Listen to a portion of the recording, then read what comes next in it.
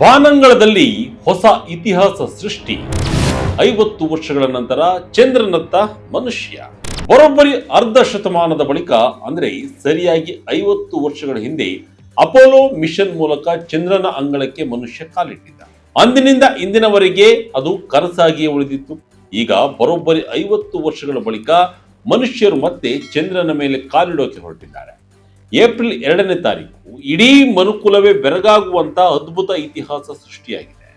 ಬಾಹ್ಯಾಕಾಶದ ದಿಗ್ಗಜ ಅಮೆರಿಕದ ನಾಸಾ ತನ್ನ ಮಹತ್ವಾಕಾಂಕ್ಷೆಯ ಆರ್ಟೆಮಿಸ್ 2 ಮಿಷನ್ ಅನ್ನ ಯಶಸ್ವಿಯಾಗಿ ಉಡಾವಣೆ ಮಾಡಿದೆ.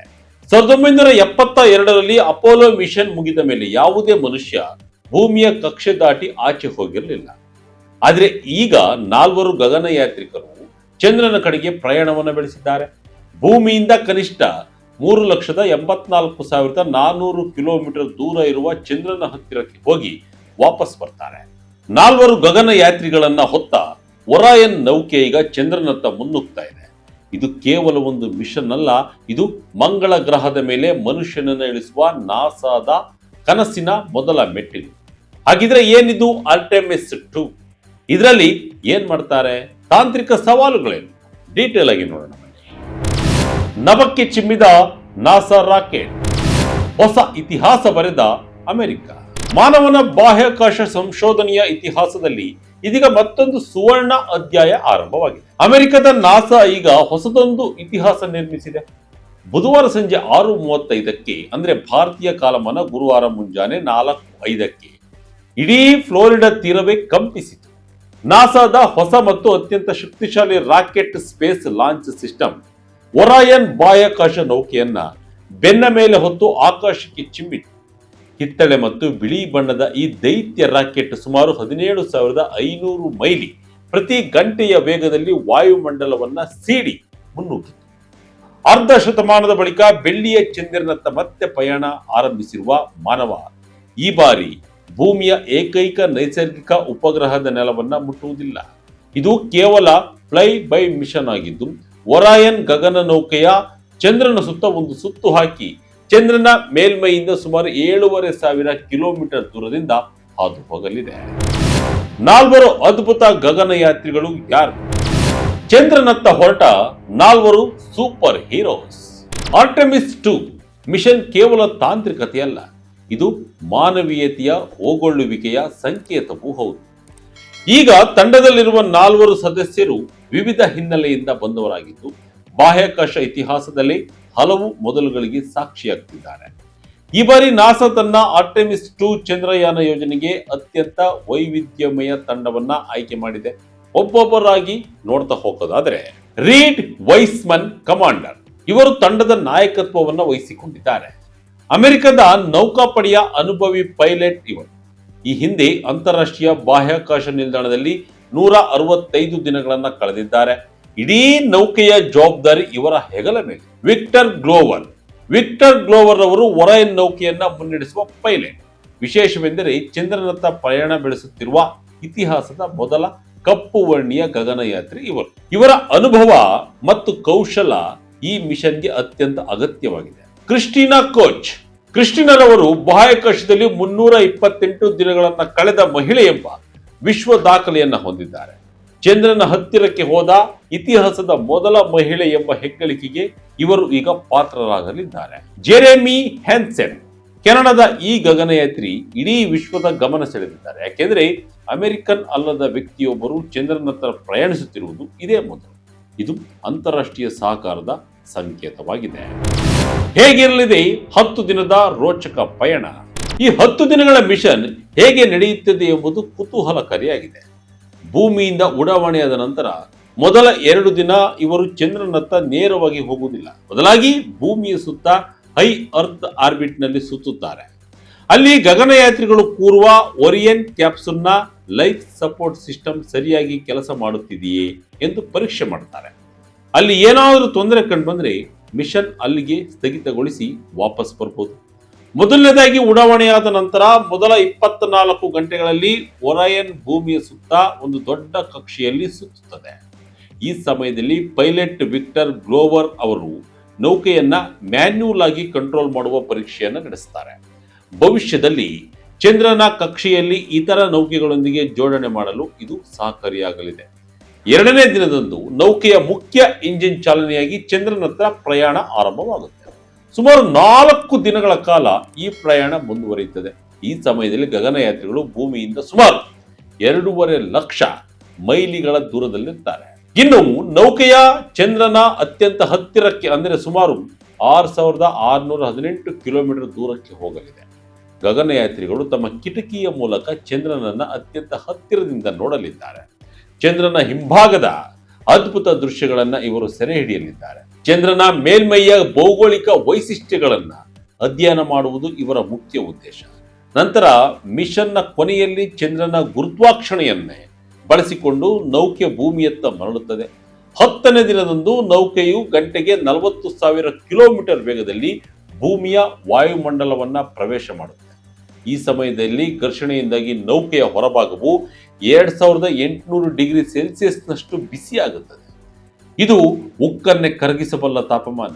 ಇಲ್ಲಿ ಗಗನಯಾತ್ರಿಗಳನ್ನ ಕಾಪಾಡುವುದು ಕ್ಯಾಪ್ಸೂಲ್ನ ಹೀಟ್ ಶೀಲ್ಡ್ ಮಾತ್ರ. ಕೊನೆಯದಾಗಿ ಪ್ಯಾರಾಶೂಟ್ ತೆಗೆದುಕೊಂಡು ಪೆಸಿಫಿಕ್ ಸಾಗರದಲ್ಲಿ ಈ ವೀರರು ಇಳಿಯುತ್ತಾರೆ. ವಿಶ್ವದ ಅತ್ಯಂತ ಶಕ್ತಿಶಾಲಿ ರಾಕೆಟ್ SLS. ಈ 4 ವೀರರನ್ನ ಹೊತ್ತು ಸಾಗುವುದು ನಾಸಾ ಇದುವರೆಗೆ ತಯಾರಿಸಿದ ಅತ್ಯಂತ ಶಕ್ತಿಶಾಲಿ ರಾಕೆಟ್ ಸ್ಪೇಸ್ ಲಾಂಚ್ ಸಿಸ್ಟಮ್ ಅಥವಾ SLS. ಇದು ಸುಮಾರು 322 ಅಡಿ ಎತ್ತರವಿದ್ದು ಅಪೋಲೋ ಕಾಲದ ಸ್ಯಾಟರ್ನ್ 5 ರಾಕೆಟ್ಗಿಂತಲೂ 15% ಹೆಚ್ಚು ಶಕ್ತಿಯನ್ನು ಹೊಂದಿದೆ. ಈ ರಾಕೆಟ್ ಉಡಾವಣೆಯಾದಾಗ ಸೃಷ್ಟಿಸುವ ಥ್ರಸ್ಟ್ ಎಷ್ಟಿರುತ್ತೆ ಅಂದ್ರೆ ಅದು ಸುಮಾರು 8.8 ಮಿಲಿಯನ್ ಪೌಂಡ್ಗಳಷ್ಟು ಶಕ್ತಿಯನ್ನ ಬಿಡುಗಡೆ ಮಾಡುತ್ತದೆ. ಒಂದು ಲಾಂಚ್ಗೆ ತಗುಲುವ ವೆಚ್ಚ ಬರೋಬ್ಬರಿ $4.1 ಬಿಲಿಯನ್, ಅಂದರೆ ಭಾರತೀಯ ರೂಪಾಯಿಗಳಲ್ಲಿ ಸುಮಾರು 35 ರಿಂದ 40 ಸಾವಿರ ಕೋಟಿ ರೂಪಾಯಿಗಳು. ಆರ್ಟೆಮಿಸ್ 2 ನಲ್ಲಿ ಹಲವು ರಾಷ್ಟ್ರಗಳು ಭಾಗಿ. ಆರ್ಟೆಮಿಸ್ 2 ಕೇವಲ ಅಮೆರಿಕದ ಮಿಷನ್ ಅಲ್ಲ, ಇದರಲ್ಲಿ European space agency, Canada, Japan ಭಾಗಿಯಾಗಿವೆ. ಈ ಮಿಷನ್ ಜೊತೆಗೆ ಜರ್ಮನಿ, ದಕ್ಷಿಣ ಕೊರಿಯಾ, ಸೌದಿ ಅರೇಬಿಯಾ ಮತ್ತು ಅರ್ಜೆಂಟೈನಾ ದೇಶಗಳ ಪುಟ್ಟ ಉಪಗ್ರಹಗಳನ್ನ ಬಾಹ್ಯಾಕಾಶಕ್ಕೆ ಕಳುಹಿಸಲಾಗಿದೆ. ಇವುಗಳು ಬಾಹ್ಯಾಕಾಶ ವಿಕಿರಣದ ಬಗ್ಗೆ ಹೆಚ್ಚಿನ ಸಂಶೋಧನೆ ನಡೆಸಲಿವೆ. ಜರ್ಮನ್ ಬಾಹ್ಯಾಕಾಶದ ಕೇಂದ್ರವು ಈ ಮಿಷನ್ ಮೂಲಕ ವಿಕಿರಣವು ಮಾನವ ದೇಹದ ಮೇಲೆ ಹೇಗೆ ಪರಿಣಾಮ ಬೀರುತ್ತದೆ ಎಂಬುದನ್ನು ಅಧ್ಯಯನ ಮಾಡ್ತಾ ಇದೆ. ಈ ಮಿಷನ್ನ ಹಿಂದೆ ಬಲವಾದ ರಾಜಕೀಯ ಕಾರಣಗಳು ಇವೆ. ಅಮೆರಿಕ ಮತ್ತು ಚೀನಾ ನಡುವೆ ಈಗ ಬಾಹ್ಯಾಕಾಶದ ಯುದ್ಧ ಆರಂಭವಾಗಿದೆ ಎನ್ನಬಹುದು. ಚೀನಾ ತನ್ನದೇ ಆದ ಬಾಹ್ಯಾಕಾಶ ನಿಲ್ದಾಣವನ್ನು ನಿರ್ಮಿಸಿದೆ ಮತ್ತು 2030ರ ಮೊದಲು ಚಂದ್ರನ ಮೇಲೆ ಮನುಷ್ಯನನ್ನ ಇಳಿಸಲು ತಯಾರಿಯನ್ನು ನಡೆಸ್ತಾ ಇದೆ. ಇದನ್ನ ಎದುರಿಸಲು ಅಮೆರಿಕವು ಆರ್ಟೆಮಿಸ್ ಯೋಜನೆಯನ್ನ ವೇಗಗೊಳಿಸಿದೆ. ಅಧ್ಯಕ್ಷ ಡೊನಾಲ್ಡ್ ಟ್ರಂಪ್ ರವರು ತಮ್ಮ ಅಧಿಕಾರ ಅವಧಿಯಲ್ಲಿ ಆರ್ಟೆಮಿಸ್ ಮಿಷನ್ಗೆ ಹೆಚ್ಚಿನ ಆದ್ಯತೆ ನೀಡಿದ್ದಾರೆ. ತಮ್ಮ ಸೋಷಿಯಲ್ ಮೀಡಿಯಾದಲ್ಲಿ ಪೋಸ್ಟ್ ಮಾಡಿ, ನಾವು ಗೆಲ್ಲುತ್ತಿದ್ದೇವೆ, ಅಮೆರಿಕವು ಬಾಹ್ಯಾಕಾಶದಲ್ಲಿ ಪ್ರಾಬಲ್ಯವನ್ನ ಸಾಧಿಸ್ತಾ ಇದೆ ಎಂದು ಹೇಳಿರುವುದು ಈ ಸ್ಪರ್ಧೆಯ ತೀವ್ರತೆಯನ್ನು ತೋರಿಸುತ್ತದೆ.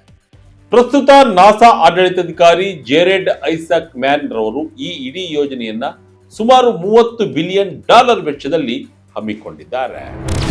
ಮಿಷನ್ ಎದುರಿಸಿದ ಸವಾಲುಗಳೇನು? ಚಂದ್ರನಿಂದ ಮಂಗಳನತ್ತ. ಇನ್ನು ಆರ್ಟೆಮಿಸ್ 2nd ಮಿಷನ್ ಇಂದು ಯಶಸ್ವಿಯಾಗಿದೆಯಾದರೂ ಇದರ ಹಾದಿ ಸುಲಭವಾಗಿರಲಿಲ್ಲ.